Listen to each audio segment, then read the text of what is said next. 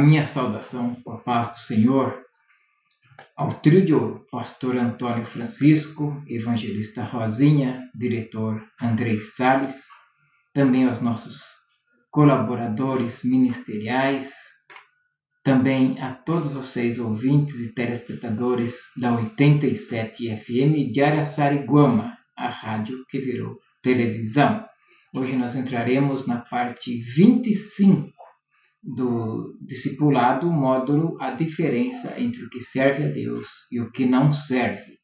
Nós iniciamos lá na parte primeira, até algumas à frente, com Malaquias 3,18, que diz: então olhareis e vereis a diferença entre o que serve a Deus e o que não serve. Depois passamos pelo Sermão do Monte, no capítulo 5, versículos 13 a 16, vós sois o sal da terra, vós sois a luz do mundo. E depois entramos em Romanos 6, de 1 a 14, o qual nós ainda estamos nele. Hoje eu vou participar do versículo 11. Diz assim, versículo 11, Romanos 6. Assim também vós considerai-vos como mortos para o pecado, mas vivos para Deus, em Cristo Jesus, o nosso Senhor. Aleluias. Amém. Amados, nós precisamos ficar sempre em sintonia e atentos com a expressão que Paulo já usa nessas passagens aqui de Romanos. O pecado não tem mais domínio sobre vós, sobre nós. Amados, é maravilhoso pensar em uma nova vida, entender que nós somos em Cristo Jesus novas criaturas, uma pessoa diferente. Portanto, o passado de pecado ficou para trás. O seu velho homem já não te define mais. Aqueles pecados ficaram para trás. Mas às vezes a gente fica remoendo, repensando naqueles pecados e depois de algumas faltas nos trabalhos do meio de semana da igreja ou até no domingo, a gente vai ficando desanimado e chega uma hora que você chega até a pensar assim: Senhor, eu acho que de verdade eu não tenho mais jeito. Eu acho que de verdade eu não tenho mais jeito para a obra. Eu vejo as pessoas aqui na igreja, mas para mim não dá. Bem que eu tento, faço várias coisas, mas para mim este caminho não dá. E é bem isso, amado. É justamente isso que o diabo quer que você acredite. Que para você não tem mais jeito. É bem isso, que para você não dá. Mas o que a palavra de Deus, o que a poderosa palavra de Deus está dizendo é algo maravilhoso. É necessário que nós lembremos que nós morremos para o pecado. Sabe por quê? Porque o pecado, todos os dias, ele nos assedia. O pecado, todos os dias, está lá. E talvez uma mínima falta de vigilância, um vacilo pequeno, um pequeno descuido que você dê, e você mais uma vez entrega o que você já tinha pedido perdão.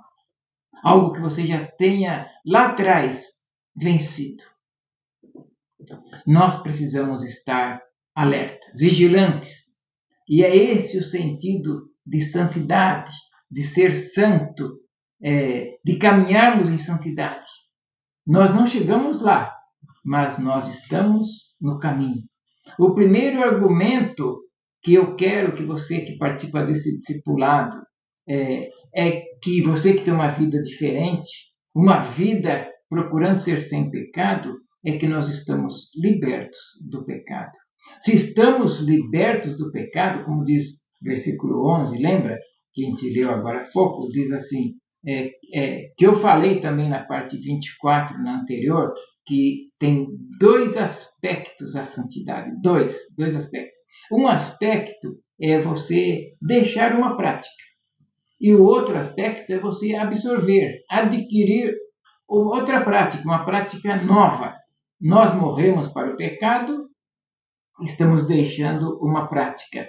vivendo para Deus, estamos adquirindo outra prática. Olha que preciosidade! Diz assim: considerai-vos mortos para o pecado e vivos para Deus. Irmãos, mortos para o pecado é o primeiro aspecto da santidade. E a segunda via da santidade é vivos para Deus. E Paulo aqui ele estava exortando a nos considerar mortos para o pecado, mas vivos para Deus. Esse versículo 11 ele apresenta essa exortação. Quando diz considerai-vos. Considerai-vos. Quando nós vemos essa expressão considerai-vos, a gente se lembra lá na faculdade ou no colégio, lembra da aula de português, que nós chamamos de imperativo, lembra? É aquela ideia de que é uma ordem, não é alguma coisa qualquer. Considere mortos para o pecado. A morte para o pecado, amados, já ficou claro para nós que morremos para o pecado e que nós estamos vivos para Deus. E essa é a base para vivermos uma vida diferente, uma nova vida santa e consagrada. E aí a gente lembra da pergunta que Paulo faz lá no início do capítulo 6, né? Lá no início, nós, você que conhecemos o Evangelho, nós que entendemos a graça do Senhor, nós que sabemos que lá em Efésios está escrito, somos salvos pela graça, nós que conhecemos o sacrifício de Jesus, nós vamos viver uma vida dissoluta? Nós vamos viver uma vida sem se importar com a piedade? Nós vamos viver uma vida sem se importar com a santidade? E Paulo mesmo responde, irmãos, de modo nenhum. Eu sou diferente, eu sou uma referência de crente, eu sou uma nova criatura, eu sou uma nova pessoa. E sempre quando eu penso nisso, eu lembro da história de Jacó, que você conhece muito bem. Você conhece bem a história de Jacó também, né? Jacó é um dos personagens, na minha opinião, mais emblemático. Lembra bem o ser humano na sua integralidade. Lembra, Jacó fez uma aliança com Deus, aquela visão da escada, algo maravilhoso, ter uma experiência com Deus, mas depois ele vai se esquecendo ao longo da vida de Deus, até que alguma coisa acontece e ele volta a lembrar de Deus. Lembra disso? Se eu pudesse definir um gráfico para Jacó, definir não, fazer um gráfico, eu diria que ele tem momentos altos com Deus e momentos lá embaixo. Há momentos em que ele está na parte firme, ele está firme, e há momentos que ele se esquece de Deus. Há momentos que ele está com Deus, momentos que ele também vai para a idolatria, põe idolatria em casa, há momentos de consagração, e de certa forma é o jeito que o ser humano também é assim. Nós andamos muito bem com Deus, vários meses, e determinados meses nós estamos mais cansados. A gente lê menos a Bíblia, a gente ora menos, a gente chama menos a nossa família para oração, a gente esquece de que nós somos. E Deus, ele muda o nome de Jacó 2 vezes. No Antigo Testamento, mudar o nome quer dizer identidade, e Deus muda 2 vezes. Você vai agora se chamar Israel. Você agora vai passar a chamar Israel. Mas sabe o que mais me intrigante nessa história? Que me chama mais atenção? É que Deus faz isso 2 vezes. Deus muda o nome de Jacó 2 vezes. E você pode me perguntar assim, mas é necessário mudar 2 vezes? Uma só não basta? Amados, é justamente para lembrar que às vezes nós esquecemos o que a gente é. Às vezes a gente esquece de que a gente é em Cristo Jesus. A gente tende a voltar à velha natureza. Agora, você e eu, nós estamos vivos para Deus em Cristo Jesus. E aqui nós temos algo extraordinário, extremamente prático.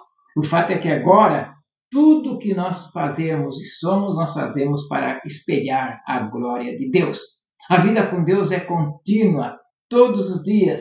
Nós que somos diferentes, temos que mostrar para este mundo diariamente que nós morremos para o pecado e que agora nós vivemos para Deus. Viver para Deus tem um objetivo claro. Tudo que fizermos é para a glória de Deus, para adorar a Deus. Por hoje, ficaremos por aqui. Na próxima semana estaremos com a parte 26, querendo Deus. Te aguardo lá, com carinho.